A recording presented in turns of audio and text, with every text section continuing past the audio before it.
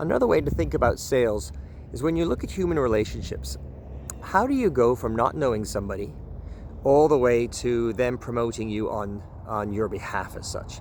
Well, if you look at a human relationship in the dating space, if you go from trying to too quickly become friends, i.e. if I go into a bar or I'm at a sports event and I meet somebody and the second phrase out of my mouth is, "You've got to come and meet my parents," you know you're in trouble. That's not a logical step. And it's the same thing in sales. Sales is a sequence of status changes, logical steps, very similar to a human relationship.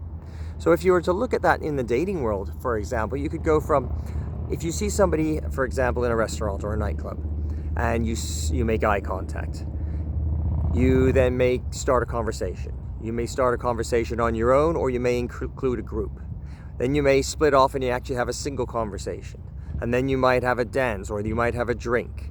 And then perhaps you're going to invite that person for a coffee. And coffee may turn to lunch in a week. And that might turn to a dinner. And that might turn to another engagement with a lot of other friends. Things like that. And then at some point you're going to see the parents and you're going to go into a more deeper relationship. That's the way to think about sales online, is it's a series of very specific, predictable stages or status changes that we're going to have somebody move through. And if you think about it that way, they're actually quite easy to engineer online. You've got multiple traffic sources to make people aware. You've got multiple ways in which you can get them to engage by clicking and viewing videos, etc.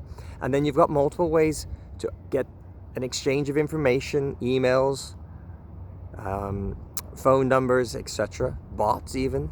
And then from there, once you've actually established the correct medium by which you're going to converse with them, then you can actually move them through the other stages of the sale. So keep that in mind. Human relationships make sales much more simple if you think of it that way.